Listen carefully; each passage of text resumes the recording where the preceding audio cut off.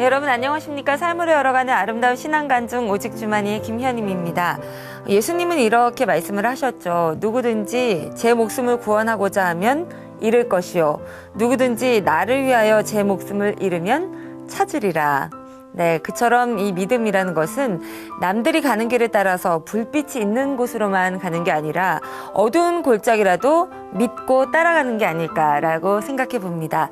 오직 예수님을 주인 삼고 따라가는 사람들을 만나보겠습니다. 오직 주만이. 오늘도 믿음의 형제 자매님들이 여러분을 기다리고 있는데요. 먼저 방청석에 계신 우리 손님들부터 소개해 드리겠습니다. 춘천 한마음교회 성도님들 환영합니다. 어서 오세요. 네.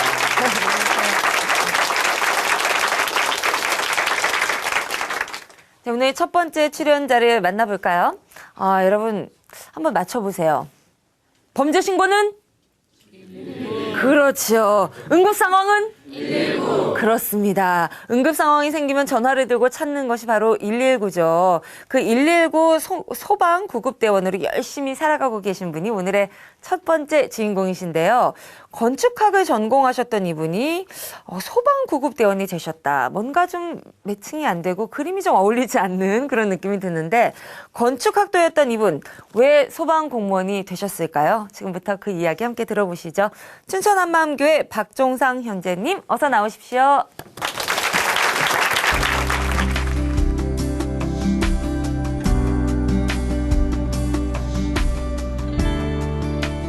안녕하세요. 춘천 한마음교회 박종상입니다. 저는 구급대원입니다. 다양한 사고 현장에서 응급 상황의 환자들을 만나면서 보이는 모습보다 더 급한 그들의 영적 상황들을 보게 되었는데요. 구급 현장에서 경험하게 된 복음의 능력에 대하여 나누고자 합니다. 저는 가난한 시골 농부의 장남으로 태어났어요. 저희 집은 아버지께서 농사를 지으셔서 끼니 걱정은 하지 않았지만 농가 부채 때문에 아주 어려웠어요. 교대로 진학하라는 선배의 조언이 있었지만 교사 월급으로는 우리 집 부채를 갚지 못할 것 같아 어느 분이 건축가에 가면 돈을 많이 벌 수 있다고 하길래 건축가로 진학을 하게 되었어요. 춘천으로 대학을 가면서 한마음교회를 다니게 되었는데요. 워낙 건설 경기가 좋던 터라 저는 학교 생활에 꿈과 희망이 넘쳐났어요. 그러면서 세상과 신앙 사이에 갈등이 생기기 시작했는데요. 한가하고 여유가 있을 때는 괜찮았지만 할 일이 너무 많아지니까 신앙생활이 걸림돌이 되더라고요. 점점 신앙생활은 어려워지고 세상은 너무 좋아 보였어요.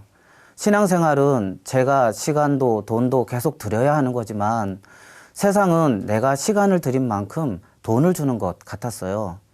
그런데 목사님의 확신 넘치는 설교 말씀을 들으면서 목사님이 만나신 하나님을 저도 만나고 싶다는 생각을 하게 되었어요. 그 하나님을 내가 만나지 않고서는 신앙생활을 계속하지 못하겠더라고요. 그래서 정말 보이지 않는 하나님이 계신다면 나를 만나달라고 기도를 했어요. 하나님이 계시지 않는다면 교회에 남아있을 이유가 없다는 생각이 들더라고요. 그때 목사님께서 누가복음 24장에 예수님의 부활체에 대하여 말씀을 하고 계셨는데요. 예수님의 부활은 들어봤지만 예수님의 부활체는 처음 듣는 말씀이었어요. 부활하신 예수님이 몸이 있었다고? 그러면 부활이 실제였다는 거네? 이런 생각이 들었어요. 예수님의 부활도 천국이나 지옥처럼 보이거나 만질 수 있는 것이 아니라고 생각했거든요. 그런데 예수님은 보이고 만져지는 몸으로 부활하셨다는 거예요. 부활하신 예수님이 생선을 드셨다는데 몸이 없다면 우리가 먹는 생선을 먹을 수 없잖아요. 부활하신 예수님이 제자들에게 떡을 나누어 주셨다는데 몸이 없다면 떡이 제자들에게 날아갈 수는 없다는 생각이 드는 거예요. 근데 살과 뼈가 있는데 어떻게 잠겨진 문을 통과해서 제자들 앞에 나타나시냐고요. 이것이 역사 속에 정말인지 아닌지만 알아보면 성경의 모든 말씀은 안 봐도 믿을 수 있다는 생각을 하게 되었어요. 그러던 어느 날 고린도전서 15장에서 바울이 부활하신 예수님을 자기도 봤다고 하는 말씀을 보게 되었어요. 맨 나중에 만삭되지 못하여 난 자 같은 내게도 보이셨느니라. 내게도 보이셨다는 이 말씀은 사도 바울이 직접 봤다는 얘기더라고요. 사도 바울 선생님의 삶을 보면 볼수록 정말 봤구나, 예수님의 부활이 실제 일어났구나 하는 마음이 들면서 저의 모든 가치관이 무너져 내리기 시작했어요. 죽은 다음에 끝이 아니라 영원히 사는 것이 있다는 것을 역사 가운데 예수님이 진짜 보여주셨더라고요. 그러면서 점점 예수님이 어떤 분인지 알아지는 거예요. 성경 말씀을 누워서 보기 시작했는데 어느새 무릎이 꿇어졌습니다. 예수님이 전능자시구나, 죽음을 이기신 분이시구나, 나는 죄인이로소이다, 나를 떠나소서. 정말 쥐구멍에라도 숨고 싶었어요. 나의 이성을 뛰어넘는 전능자 앞에 서니 감히 그 앞에 고개 들고 서 있을 수 없었어요. 부활하신 예수님의 빛이 얼마나 밝은지 사도 바울과 같이 눈이 멀 것만 같았어요. 순간 내가 너무 더러워서 그 빛 앞에 설 수 없겠더라고요. 처음부터 말씀하여 오신 하나님께서 사람으로 이 땅에 와 계셨어요. 부활을 통해 예수님을 알게 된 순간 저의 모습이 비춰지는데, 그동안 내가 예수님을 믿는다고 했지만 내가 생각하는 것 이상으로는 이분을 믿지 않았음이 보였어요. 예수님이 누구신지 제대로 알지 못해서 그동안 예수님을 무시하며 살던 삶이 보이니 제 마음에서 어찌할꼬 탄식이 터져 나왔습니다. 저는 이 죄를 회개하고 예수님을 나의 주, 나의 하나님으로 모시게 되었습니다. 그 이후로 저의 모든 마음과 생각이 완전히 달라졌어요. 세상은 온데간데 없고 오직 나를 죄 가운데 살리신 예수님만 보이더라고요. 집에 부채를 핑계 삼아 돈을 많이 벌고자 했던 욕심도 사라져버리고 오직 예수님이 보여주신 부활에 대한 소망이 보이기 시작했어요. 그러고 나니 세상은 내가 시간을 투자해도 법 하나 바뀌면 상황도 바뀌고 돌아오는 것이 하나도 없는데, 주님을 위해 드려지는 모든 것은 예수님이 기억하시고 부활의 영광으로 돌려주신다는 것을 알게 되었어요. 정말 수지 맞는 장사더라고요. 그러다가 IMF가 터졌어요. 제게 그렇게 꿈과 희망을 주던 건설 경기는 급락했고 큰 건설 회사들도 줄줄이 망해 나가기 시작했어요. 대학을 졸업하고 잠깐 건설회사에 다니기도 했는데요. 결국 건축공학과와는 상관없는 소방공무원을 하게 되었습니다.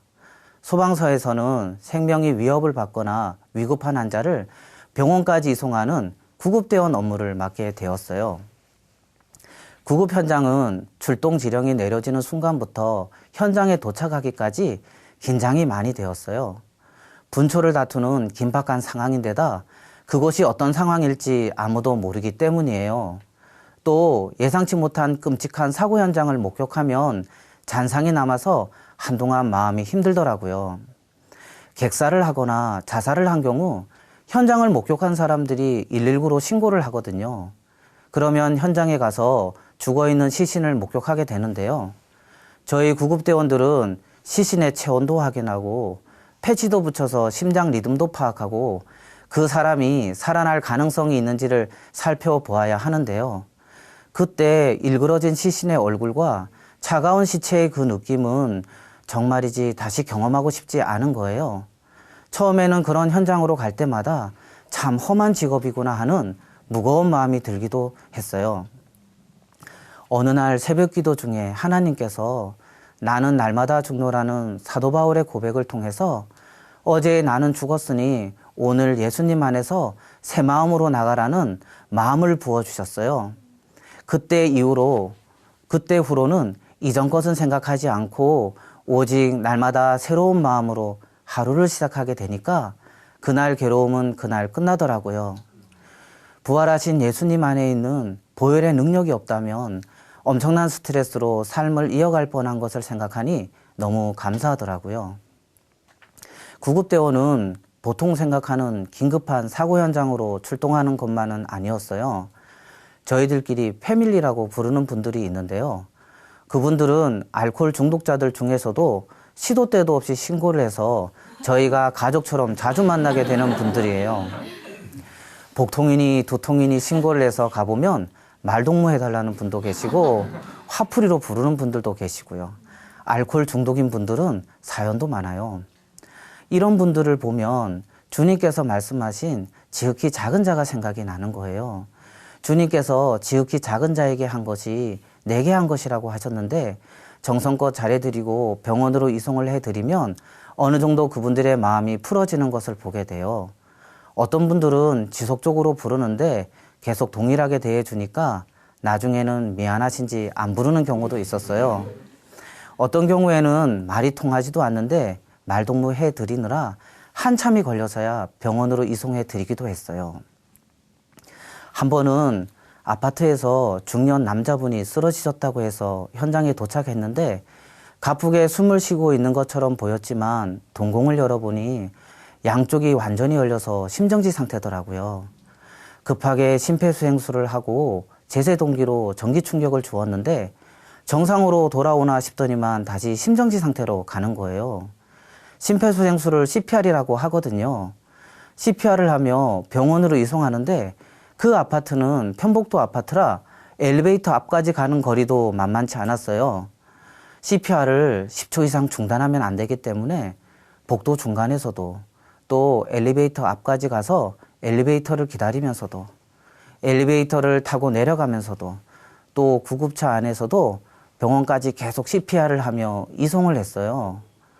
어떻게 도착했는지 정신없이 병원 응급실에 도착해서 환자를 의료진에게 인계를 했는데 정말 100m 달리기를 한 것 같은 느낌이 들더라고요.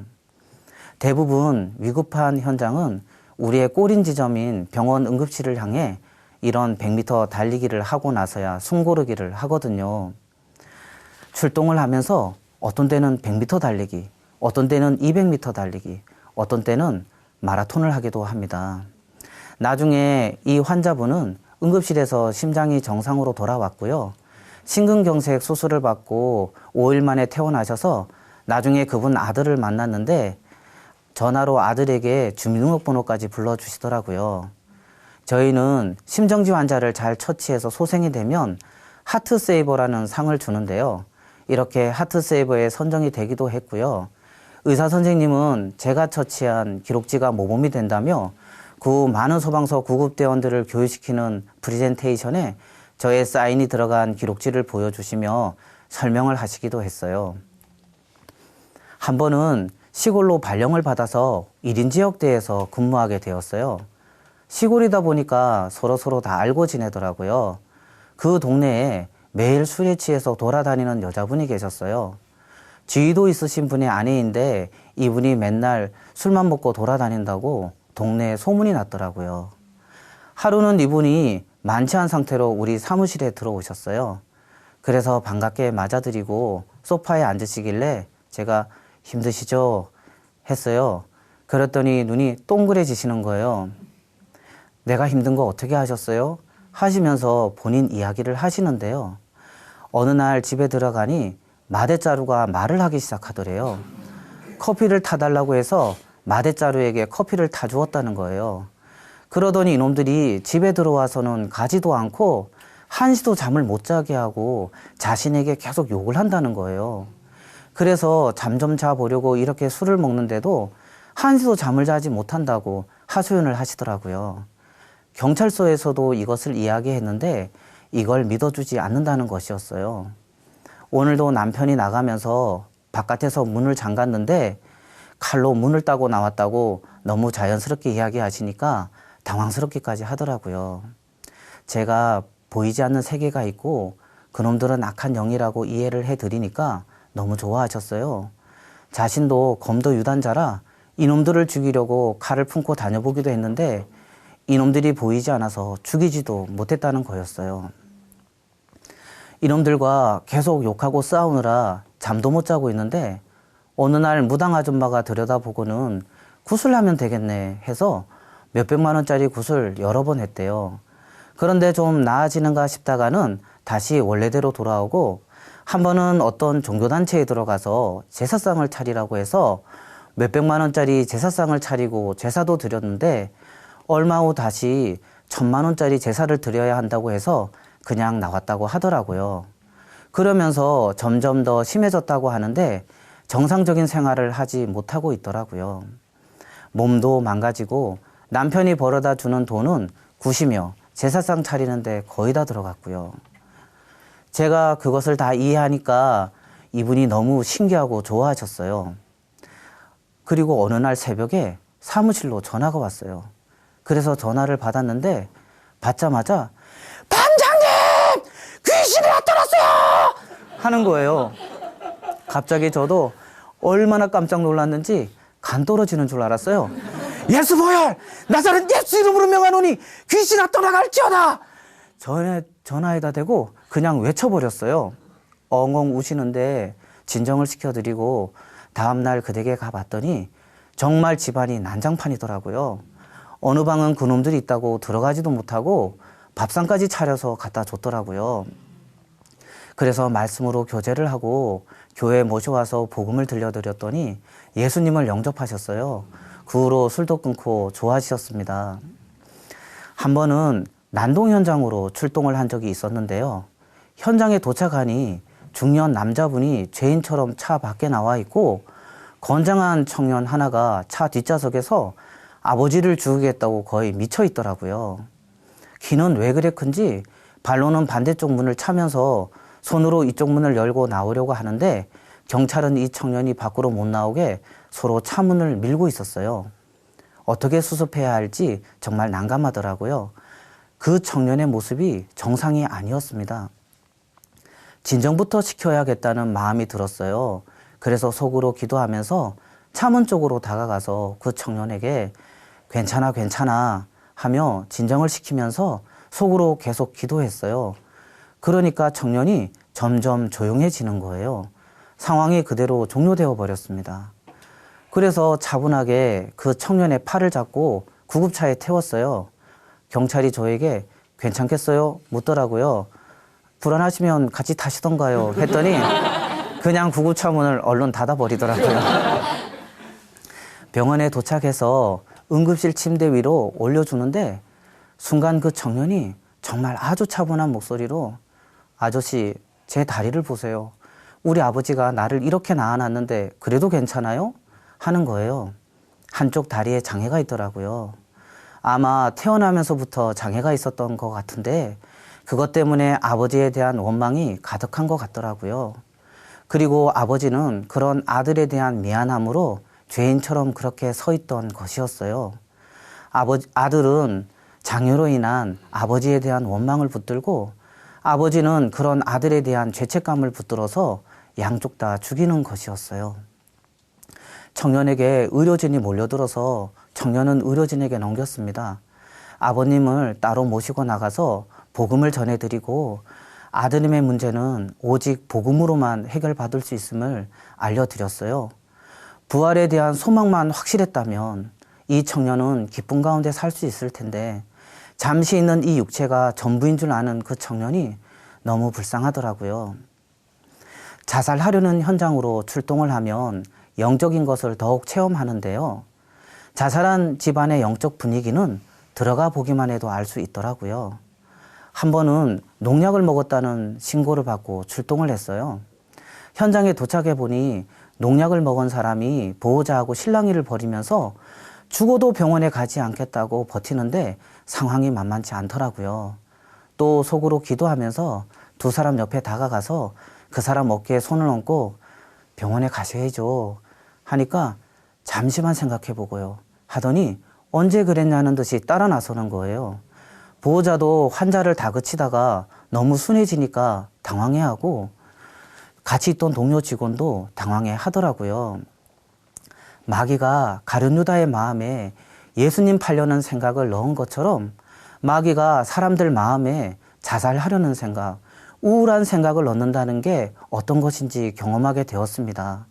그 사람을 위해서 기도를 해주면 악한 영의 역사가 떠나고 자기 생각으로 돌아오더라고요. 저는 건축을 전공했는데 왜 그것과는 상관없는 소방서에 그것도 구급대원으로 불러주셨을까 했었어요. 그런데 사고 현장으로 출동을 해서 환자들을 보니 알겠더라고요. 주님께서 나를 통해 이들을 만나시길 원하셨구나.